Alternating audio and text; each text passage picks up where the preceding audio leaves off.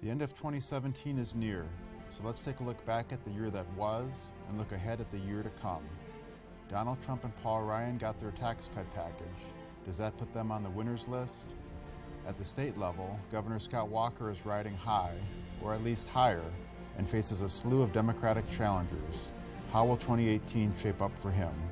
And at the local level, Sheriff Clark has moved on, just not to where he had expected. Who had the best year in local politics? It's the shortest day of the year, but we'll pack all of that in today on JS OnPolitics.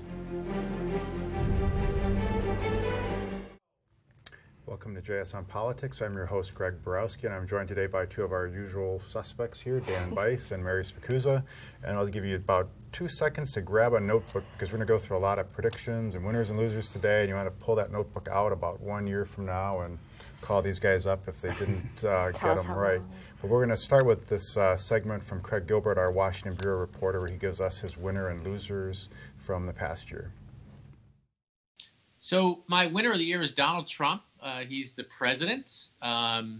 He's made great conservative strides on judges. He just got a big tax cut passed, his first signature legislative achievement, and he's having a pretty profound impact on the federal government through the executive branch. So my loser is also Donald Trump, because despite a positive economy, he hasn't really translated rising consumer confidence into better approval ratings. In fact, he's still languishing in the 30s, and that's not a good place to be. He just hasn't added anything to the coalition that elected him, and that was a fragile coalition to begin with because a lot of the people that voted for him had big qualms about him. So my prediction for 2018 is that next year is likely to be Paul Ryan's last year as Speaker. And the reason I say that is because in order for Paul Ryan to be the Speaker in 2019, several things have to happen. He has to run, he has to win, Republicans have to retain their majority, and his Republican colleagues have to reelect him as Speaker. All four of those things have to happen. But any number of scenarios exist for his speakership to end. One of them is if he wins and his party wins the House and retains its majority, but he's not reelected Speaker. Another is if he wins his reelection, but the Republicans lose control of the House, and then he's no longer Speaker. Another is if he loses his reelection campaign. And finally, if he doesn't run for reelection, which could be a possibility. I mean, we've heard Paul Ryan speculation about him leaving, and he so far is refusing to say whether he's going to be on the ballot in 2018. All right, so that was our Washington Bureau Chief, Craig Gilbert, who gave all these scenarios for Paul Ryan. Which of those four might you guys choose? Do you think we should step back and say what's going on. Politico wrote the story saying he's seriously thinking about not running again, leaving in 2018. CNN did a story that said that it wasn't that clear and that's something he's mulling. The most interesting thing is Paul Ryan's staff, his campaign staff, won't say if he's running again, which would be an easy thing to do. Just say, sure, he's running again, and then if he changes his mind, he changes his mind. But obviously, I think it's something he's considering right now, not running again for 2018. Well, say if he doesn't run, and Mary, you've covered that race down there for us before. What does it look like? Is that a potential pickup for Democrats down there, or is there just all hands on deck for Republicans to try to replace him? What would you see? So Paul Ryan has not had a lot of tough races in the past in that district, but obviously Democrats seem to really be banking on Randy Bryce. There's also Kathy Myers who's running, but Bryce seems to be the one getting a lot of national attention. A lot of fundraising happening in that way. He's the iron worker, Iron Stash. There's also Paul Nealon, who's challenging him from the right, who is much more of a Breitbart, Bannon, Trump conservative, who's had a lot of controversies social media. I think he's pretty clearly come out as a white nationalist in the last month or so. So yeah, I don't see Nealon being his successor. If Paul Ryan decides not to run, I think you can expect two things. One, that he'll find a successor and anoint a successor. And then two, there'll be a big story in the Janesville Gazette announcing that he's not running again. That's more of his style, not a leaked story to the Politico. All right. Well, let's take a look at one of the predictions from another one of our reporters, Bill Glauber, who covers the U.S. Senate races and other political events for us. The winner, Paul Ryan, who achieved his lifelong political dream, getting a huge tax cut bill through Congress. Like it or not, it is an amazing accomplishment for the House Speaker. The loser, Mike Flynn, a stunning fall from grace from National Security Advisor to pleading guilty to lying to the FBI about contacts with Russia. And my prediction for this year, coming up, the Russia probe, it will continue through 2018, and it will continue to bedevil the Trump presidency. All right, so let's just, on Bill Glauber's predictions, it's got to be the easiest one of all, right? I mean, this probe doesn't just get shut down in the next 8 days, right? So yeah, it's going to go into 2018, and Washington Post did a story saying that even though the Trump administration's been telling people that it's going to end at the end of January, that's not going to happen. So, yeah, so that's obviously, so we've got 2 predictions so far, both of them pretty easy predictions to make. Yeah. All right, we'll see if we get any tougher ones as we go. But right now what we're going to do with Dan and Mary here, they wanted to do something a little different. So we're going to go through some people on the federal level and see if they had a good year, a bad year, or in between. And we're going to start with Dan and Paul Ryan, who we've already been talking about. Good year or bad year? I think it was a good year. I didn't think it was a great year because they didn't get Obamacare through, and he spent the whole year trying to say whether he agrees or disagrees with whatever Trump said that morning or tweeted that morning. But he did get a major piece of legislation through with the tax overhaul, so good year. Well, yeah, this is like a long ambition, too. It's a long ambition, plus he hasn't accomplished very much else besides this in his time in charge of the House. So, yeah. All right, good year, bad year? I would say uneven year ending on a high note, because he, throughout the year, was, besides weighing in on Trump, he was also trying to answer questions about why he couldn't get more done. Republicans are in control of everything. They couldn't seem to repeal Obamacare. They couldn't seem to pass any major legislation packages. And he would say, well, we passed all these things in the House, but if it doesn't get through the Senate, it still doesn't become law. So, but yeah, obviously the tax overhaul is a huge high note, something he's been working on for years. And he's saying he's open to having the elections based on the tax package. I think how it's received he might regret that if Republicans lose a bunch of seats. Because it's not incredibly popular. No. But he's already set up that he wants to deal with in the next year Medicare, Medicaid, and welfare reform in the next year. Well, people won't, on the tax package, people won't really know much until they get their returns done the following year, right? Well, or even further down the line, because there are some people who will be getting a smaller cut and then end up getting them raised, but that'll be after the 2018. But there will be some changes. Let's check out another of our southeastern Wisconsin friends, Reince Priebus, former chief of staff. Rough year? Bad year. He spent 6 or 8 months trying to control the uncontrollable in our president, and he eventually got booted out. From what I understand, he's getting paid pretty good money to give speeches, so maybe not such a bad end of the year for him. But it was a big problem, and the year didn't go well for Reince. Yeah, but he's back at a law firm now, right? Michael but where do we see him turn up again? Does he turn up as testifying on the Russian probe? He certainly knows what was. Yeah, he'll end up in that. There have been some people saying that he could run for Paul Ryan's seat. I don't see that happening though, because he will have the Russia investigation hanging over his head. Plus, why give up getting $10,000-$20,000 per speech for a job that pays not that much? Right. Yeah. He had what some consider the second most powerful position in the world, and then you're like one of many in Congress. Well, do you go from being head of the Republican Party, chief of staff to the president, to one of 400-plus members of Congress? And their mutual friend Robin Voss might be interested in that seat, too. Yeah. All right. So they'll get together and sort all that out. Ron Johnson, good year, bad year, in between? I say in between. I mean, he got the tax bill through. In 2016, his committee was very high profile. Plus, that was happening while he's running for office. Since then, not such a high profile. He's gotten most of his attention nationally by whining about the Obamacare bill and then whining about the tax overhaul bill. And the Obamacare bill never got through. The tax overhaul bill did get through, and he did get a few things put in it as a result. So I would say in the middle. In the middle, yeah. And it's interesting because remember when he was first running for office, his big platform issues were repealing Obamacare and tackling the deficit. Remember all of his PowerPoint plans. And so that's obviously still a work in progress for him, and this tax overhaul does not seem to be heading in the opposite direction. Yeah, it did seem to undercut one of his major arguments, and he didn't get anything done on Obamacare. So maybe it's a bad year for him. All right, and Tammy Baldwin, she'll be more interested in your prediction at this time next year. If it's a good year or a bad year, but a lot of things for next year is already being set up. The amount of money spent against her already is more than's been spent against all the other Democrats running next year.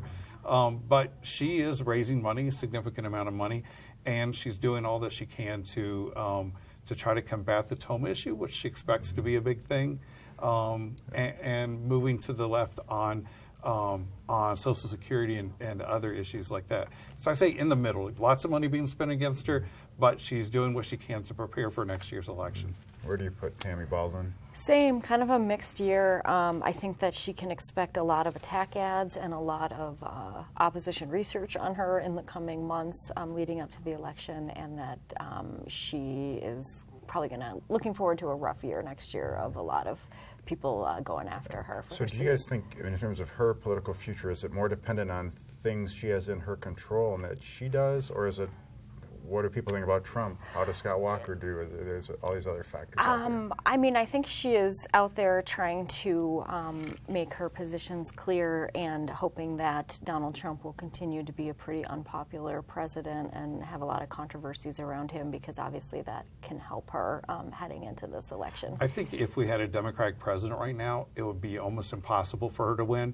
But the fact that Trump is president and the midterm elections almost always go the other way help her a great deal. But, you know, there are other issues that people are going to be concerned about here that have nothing to do with the national debate. You know, we did see in the last Senate race here that the national wave for Trump pretty much defeated Feingold, but Johnson did some things that helped himself too. So I think it's probably mainly going to be what's happening at the national level, but some local things could help.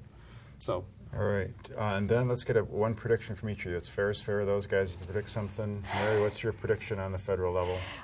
Can I double down on that? I think it's unlikely that we'll have a Speaker Ryan at this time next year, or maybe shortly thereafter. Okay, so Mary's going on the easier side. I'll take the Senate race, the Republican side. I'll predict that Leah Vukmir beats Kevin Nicholson in that race. She uses a pattern, uses her standing in the state, and she follows a pattern similar to Scott Walker winning in the Waukesha-Ozaukee, Washington area, and playing even pretty much with Nicholson elsewhere. All right, well, let's shift things to the state level now, and we're going to go to this tape segment from Jason Stein from our Madison Bureau with his winner, loser, and prediction.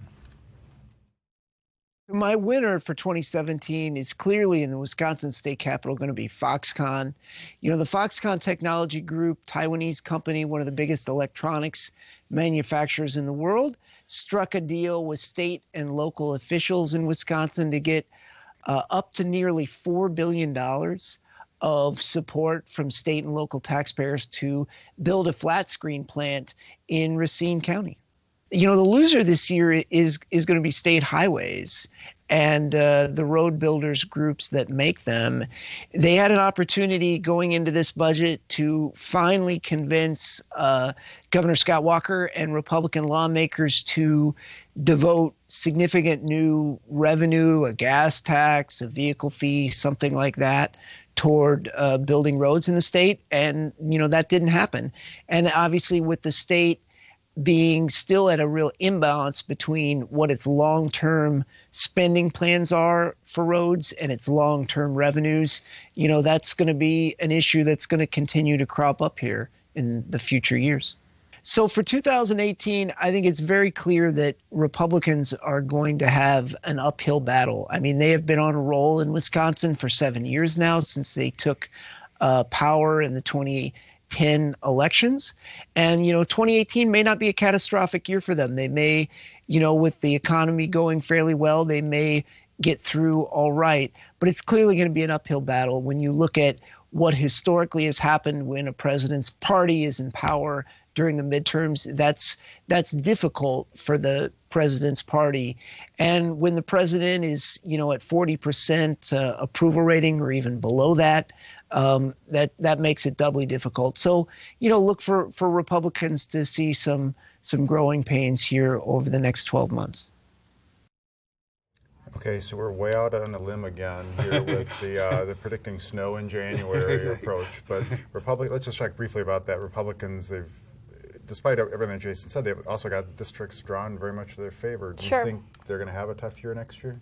I think whatever happens in the end, they'll still be in control of what's going on at the State House. Whatever happens in the Supreme Court race, they'll still have majorities of the Supreme Court, and they'll have both houses of the legislature, or at least one house of the legislature. The only toss-up is the governor's race and what's going to happen there, I think. All right, well, let's talk about the governor. For this past year, we're going to do the same thing, good year, bad year, in between at the state level. So Dan, Scott Walker. So last year, Walker was the loser at our federal level, our state level, and our local level. This year, I think it's a very different picture. It's a good year. He's climbed his favorability ratings, climbed throughout the year from being in the 30s to getting close to 50% now. It was 48 in the last Marquette poll. He was able to accomplish, get his budget through. He did get Foxconn through. I think, in general, it was a pretty good year for him. It did clearly take him a while to get that budget through, and Republicans obviously are not as much on the same page as they used to be, as we could see by all the budget battles that dragged on for months. When did he sign that budget? September? But I think he accomplished two things. One, he didn't get a tax increase like the Assembly Republicans wanted him to do, and something that he wanted to avoid. Right. Two, he put more money into education. Both of these things were geared for 2018, and you can expect him to run on those two issues. Yep. Yeah, I almost had a good year just by not being at the center of a lot of controversy or problems. By not running for president this year. He's a little further removed from that. Well, People see him as governor again, Right, and he clearly really stumbled as a presidential candidate, and you could see it in his approval ratings. You could see it where he was just like flip-flopping all over the place on federal issues, and I think being focused on the state level, where he's obviously more comfortable, helped him in his approval ratings. And he is, as you said, more removed than Paul Ryan. Anything that the president says or tweets or whatever, Paul Ryan's asked to respond. That's not so much the case with the governor. We know that he and the president don't have a very good relationship, but I wouldn't be surprised if in the election next year, people in Wisconsin, the Democrats, will try to tie him as closely as they can to Donald Trump. All right, so Mary, next one on our list is Brad Schimmel. Good year, bad year, in between? He did he had some good initiatives, the Elder Abuse Task Force, but I think his work on the John Doe and that investigation he put out has overshadowed his year. There have been numerous people criticizing it for flaws, and it really seemed like a partisan political document that has raised a lot of questions. So I think that was a rough way for him. And also the year started with a Daniel Bice story about the taxpayer spending on his coins, which he's continued to defend, but you can expect that'll be back next year. Did you ever get that coin you were? I did not. I asked lots of people, and I asked them for it as well, and they refused to give it to me. Can that be my 2018 prediction as he finally gets a coin? I'll finally get the coin.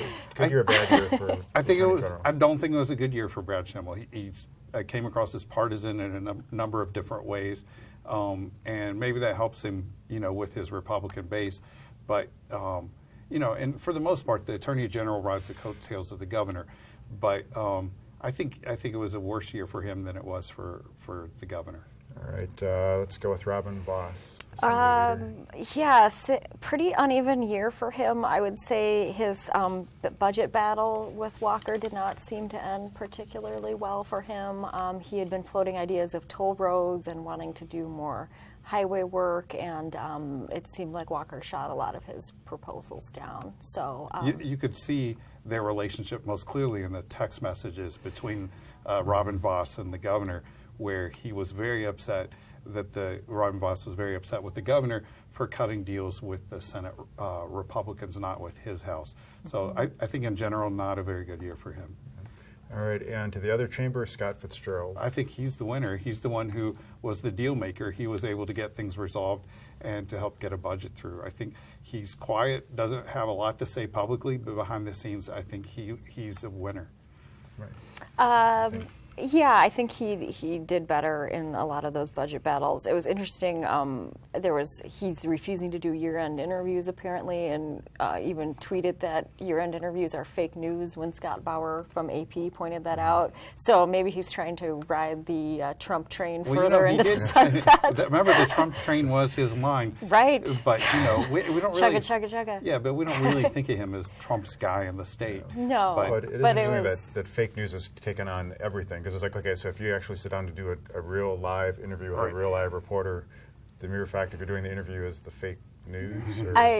Presumably he would be saying true things during that interview, so that wouldn't necessarily be fake news if you do a year-end interview. I'm a little baffled by that one. All right, so let's get a prediction from each of you on this one. We had Jason Stein with Republicans, hitting some rougher waters. Well, I think I'm going to be more specific than he was. I will say the Democrats pick up seats in the Assembly for the first time in a number of years.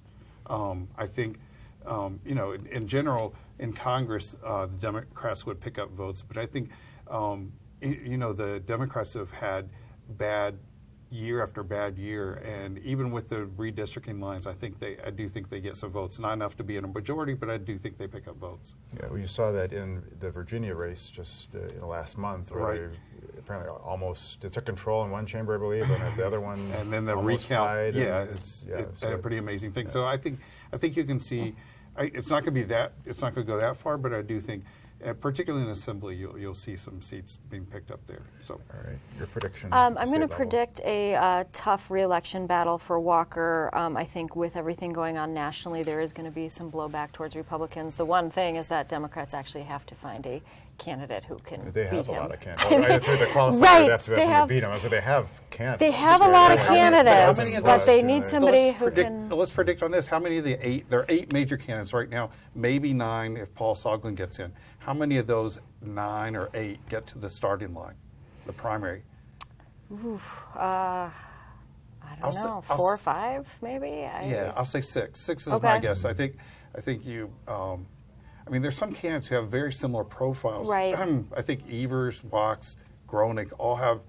There's not much that differentiates them except for Evers being in office.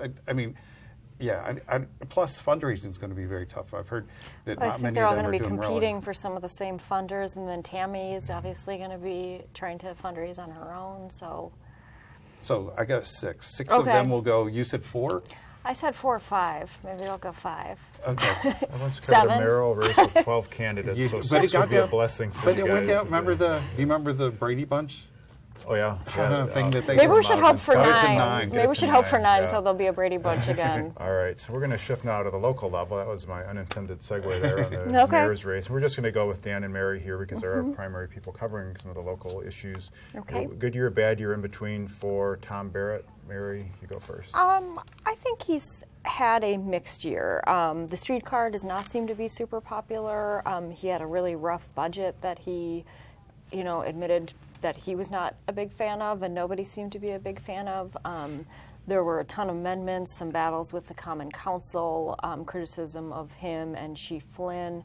So he didn't have a terrible year, but it was not his greatest year. And I think the budget. Pull back a little bit and say I think it was a good year for him in terms of his political aspirations.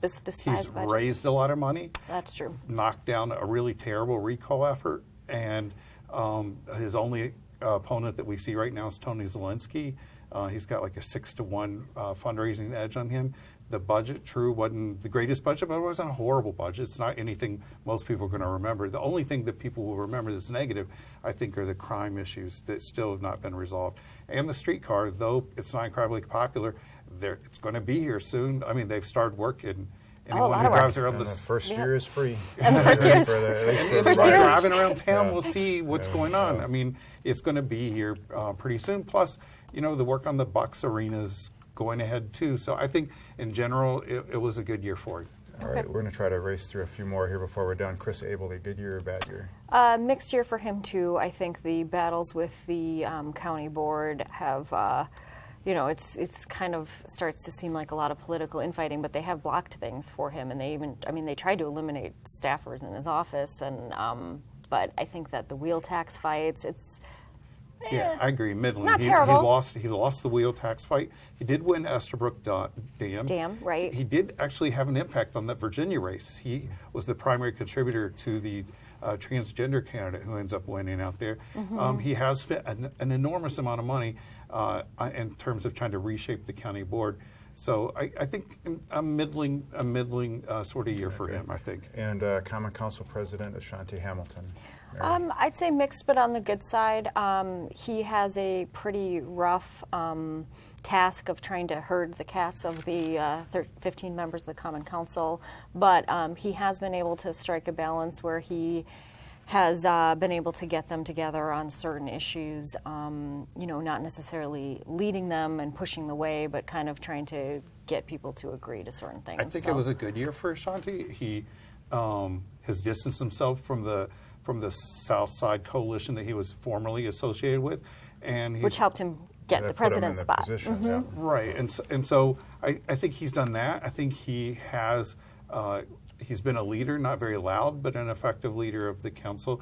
And I think he's quietly putting together, positioning himself to run for mayor when Tom Barrett decides he's not going to run again. I think he would be the front runner right now for that position. I'd be surprised if he actually ran against the mayor, but I think when the mayor decides he's not going to run again, I think Ashanti is definitely positioning himself to.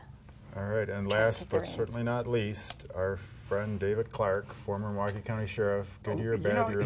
He went from 2016 being incredibly relevant nationally and having an impact locally to pretty much disappearing in August when he left office and decided to join a super PAC supporting Trump. And I would say it was a bad year for him. He went from being relevant on the local and national scene to being irrelevant on both. Well, he went in the course of a few weeks in the middle of the year, right, from being a supposed appointee of Donald Trump to his PAC. And then there were the plagiarism questions about his paper that he had to redo portions of it now to get his degree.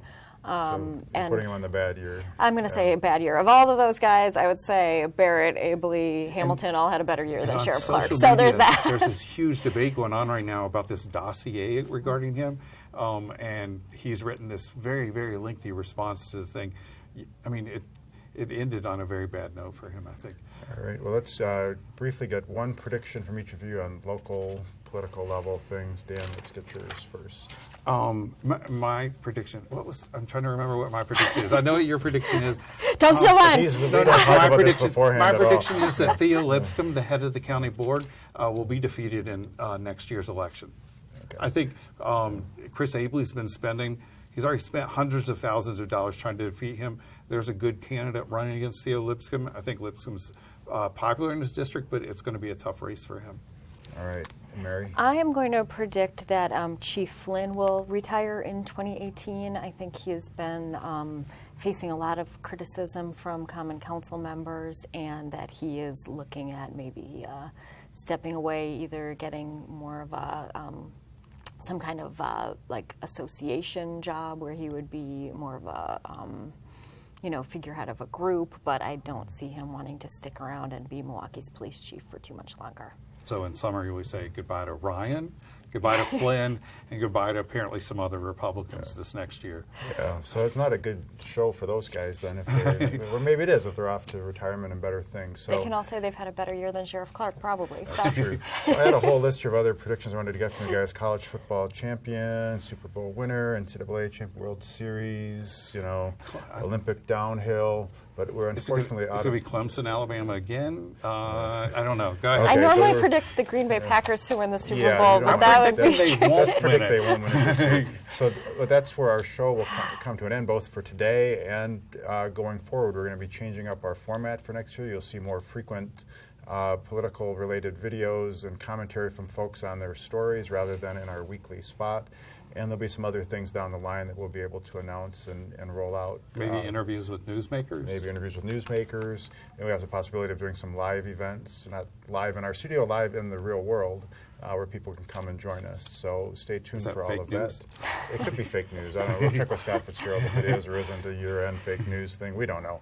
But thanks for joining us for the last few years as we've done this weekly show. And keep following us at jsonline.com/politics.